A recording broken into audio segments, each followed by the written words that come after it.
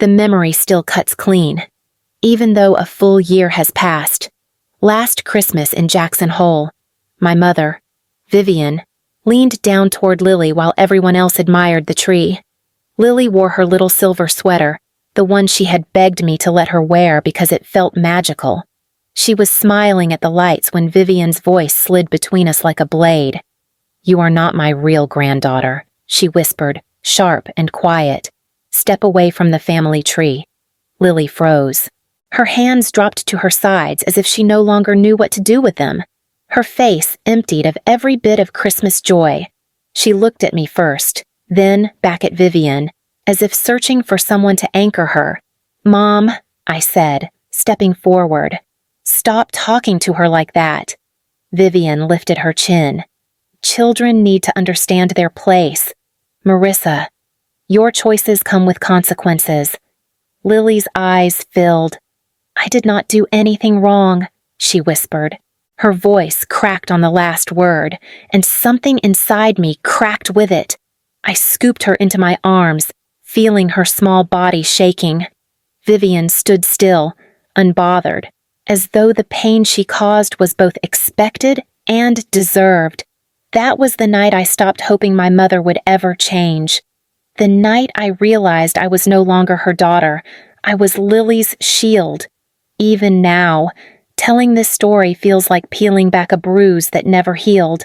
And before we go any farther, I want to say something directly. If you are listening to this and you have ever carried a wound like that, stay with me. Hearing what happened next matters. Stories like these deserve to be told, shared, and remembered. Lily deserved better than that night. She still does. And everything that followed began with those few quiet, devastating words. I was unloading groceries when my phone rang, the name Vivian Clark glowing across the screen. She never called without a reason. I almost let it go to voicemail, but Lily was humming nearby, and something in me hesitated. I answered, "Mom." Her voice came smooth, polished. "Marissa, your father and I would like you and Lily to spend Christmas with us in Vail this year." I gripped the counter. "You have not invited us in 3 years." "Well," she said lightly, "families should appear united during the holidays." Behind me, Lily turned, eyes wide. "Is that Nana?" "Are we going?" Vivian heard her. "Yes, darling," she said, suddenly warm.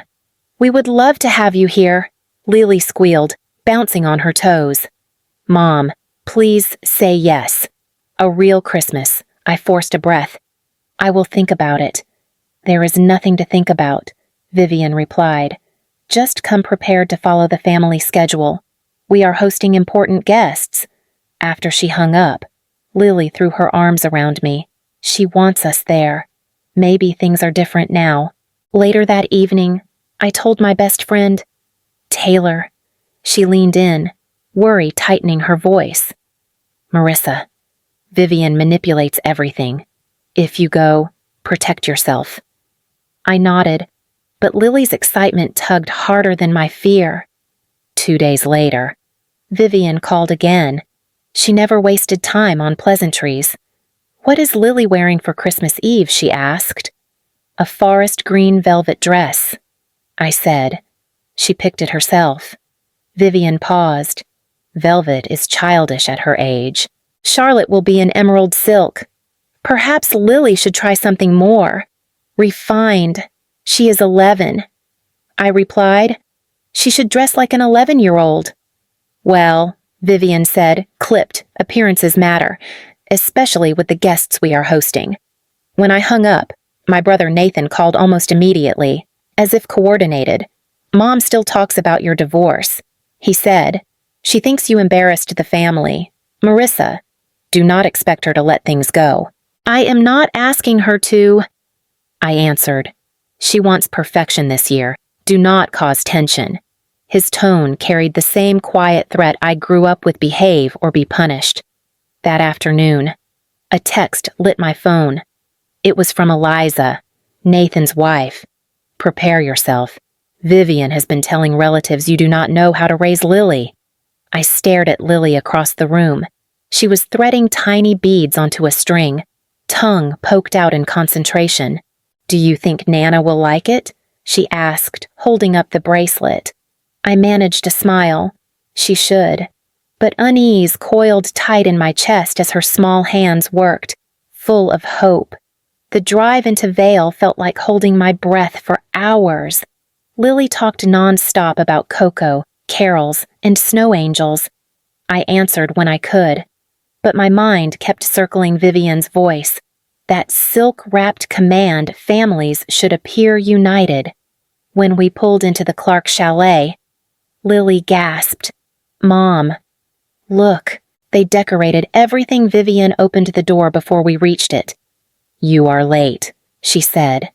Her eyes scanned Lily's velvet dress. I kept my tone even. Traffic slowed us down. Inside, the dining table stretched across the room, set with place cards engraved in gold. Lily leaned forward, reading them aloud. Charlotte, Grant, Uncle Nathan, Aunt Eliza. She paused. "Where are our names?"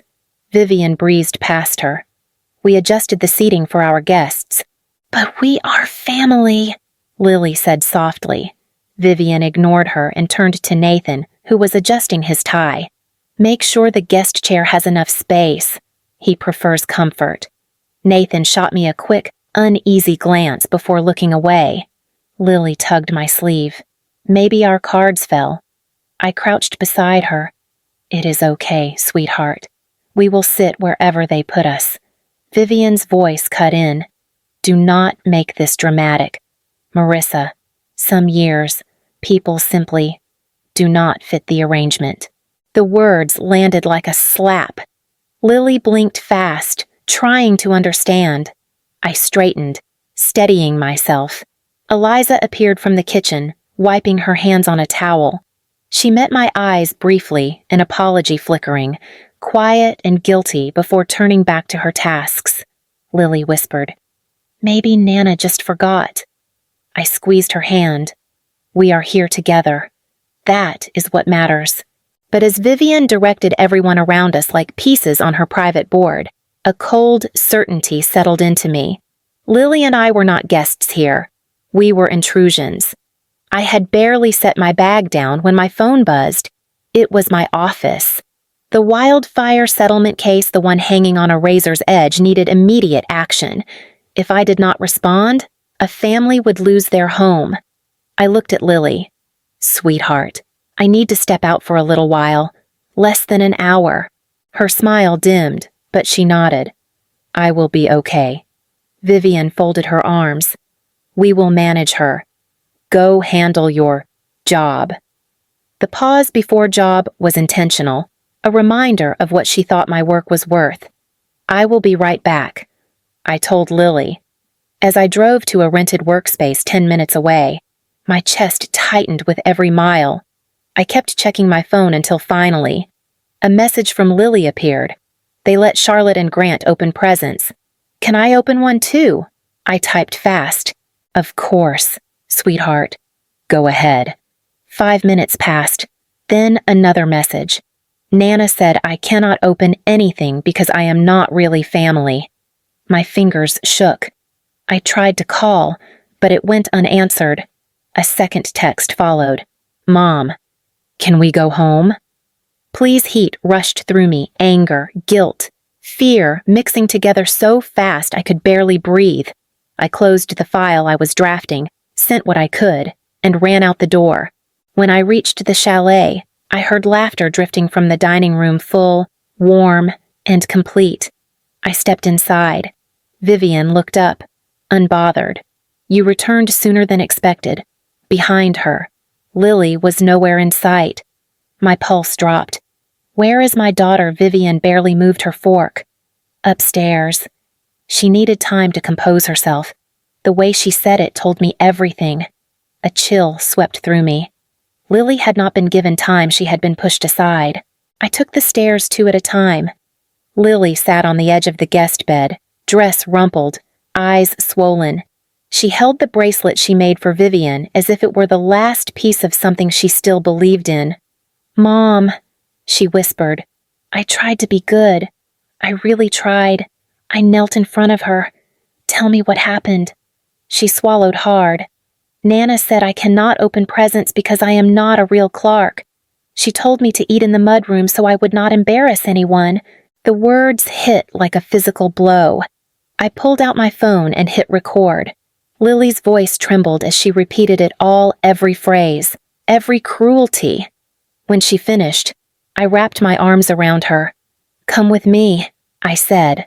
Her hand tightened in mine as we walked downstairs. The dining room fell silent. Nathan froze mid-bite. Eliza's fork slipped. Charlotte stared at the tablecloth. Vivian looked at me calmly. If you are bringing drama, Marissa, I will not tolerate it. This is not drama, I said. This is what you said to my daughter. I tapped play. Lily's recorded voice filled the room. Nana said, I am not really family. Nana said I should eat in the mudroom. Eliza covered her mouth. Harold shut his eyes as though bracing for impact. Nathan's face reddened. Vivian's expression did not change. Children exaggerate when they want attention. Love is earned. Lily shrank toward me, but I stood firm. She is a child. Mother. Nathan slammed his hand on the table. Enough, Mom. Stop pretending. You made me sign that affidavit last year declaring Marissa estranged. You said it was the only way to restore the family name before rewriting the estate. The room snapped open with shock. Lily looked from him to me, confused and hurt. Vivian's jaw clenched. You should have stayed quiet, Harold's voice cracked. Vivian, this has gone too far. The power in the room shifted. For the first time in my life, my mother was the one exposed. Vivian rose from her chair, the linen napkin dangling from her fingers like a surrender she refused to make. If you walk out now, Marissa, do not expect to step back into this family again.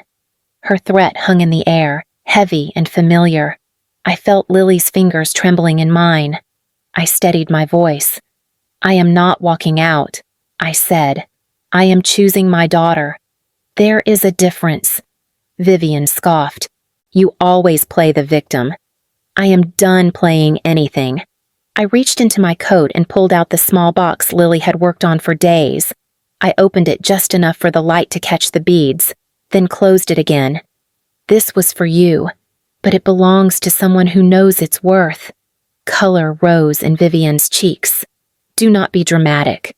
Lily stepped forward before I could answer. Her voice shook, but she spoke clearly. I tried to earn your love, Nana, but I am tired. The room stilled. Even Charlotte looked up, eyes glossy. I guided Lily toward the hallway, ready to leave this house behind, when Eliza moved. She brushed past Nathan and reached for her clutch. Marissa, she whispered, sliding something into my hand without looking up. Take this. I tucked it into my coat before anyone noticed. Outside the dining room, with only the muffled clatter of silverware behind us, I opened the envelope.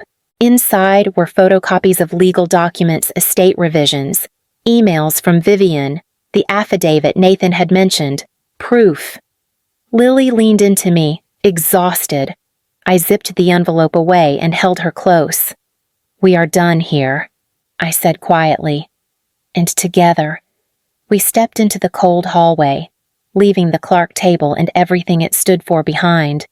Back in Denver, I waited until Lily was asleep before opening the envelope again. The papers felt heavier than they looked, emails, revisions, signatures, all pointing to one truth: Vivian had rewritten the Clark estate to erase me entirely. The next morning, I forwarded everything to the Vale Heritage Trust Board, the organization Vivian had chaired for more than a decade. I attached the recording of Lily's voice. I did not add commentary. The truth did not need help. By midweek, my phone buzzed with an alert from the Vale Daily Tribune. Local philanthropist accused of humiliating grandchild, manipulating estate documents. I read it twice. The story spread fast. Sponsors pulled support. Donors demanded statements. By the time the board called an emergency meeting, Vivian's perfect image had already cracked. That evening, Nathan called, voice strained. "Do you realize what this is doing to Mom? To all of us? This is not about you," I said. "It is about what she did to Lily." Behind him, I heard Eliza's voice, firm and unshaken. "Nathan, stop defending her or I am done." For a moment, no one spoke. The silence felt like the first shift of an old structure finally beginning to fall. 2 days after the article broke, my phone lit up again. This time, it was my father. His voice shook the moment I answered. "Marissa, I should have stopped her years ago." I closed my eyes. I had waited my whole life to hear those words, but they still landed like something fragile. "Dad, Lily needed you that night. I needed you." "I know," he whispered. "I saw her crying on the stairs and I did nothing. I will not stay silent anymore." Before I could respond, another call came in. Nathan. He did not bother with a greeting. "You need to retract the story. My practice is taking hits. Marissa, clients think our family is unstable." I kept my voice steady. "Your clients are reacting to the truth, not to me." In the background, Eliza said sharply, "Nathan, if you call her again with that tone, I am leaving. I will not raise our children under your mother's shadow." His breath hitched. For once, he had no defense. The Clark family was finally cracking from the inside, and none of them could stop it. Spring settled over Denver slowly, softening the edges of everything winter had sharpened. One afternoon, I found Lily at the kitchen table, sunlight warming her small hands as she threaded bright blue and green beads onto a string. She did not look up when she spoke. "This one is not for Nana," she said. "It is for me. I want to wear something that reminds me I am enough." My chest tightened, not with pain this time, but with something far stronger. "You are more than enough," I said, sitting beside her. A knock sounded at the door. Charlotte stood there with Eliza, both looking nervous. Charlotte shifted from foot to foot. "I am sorry," she murmured to Lily. "I should have said something that night." Lily studied her for a moment, then offered a small nod. "It hurt, but I am okay now." Charlotte smiled shakily. "Good, because you deserve good things." Later, Lily and I sat on the porch as the sun dipped low, the beads on her new bracelet glowing softly. If our story has reached you this far, keep listening to voices like hers, voices that choose truth over silence. Support them, share them, and let them be heard.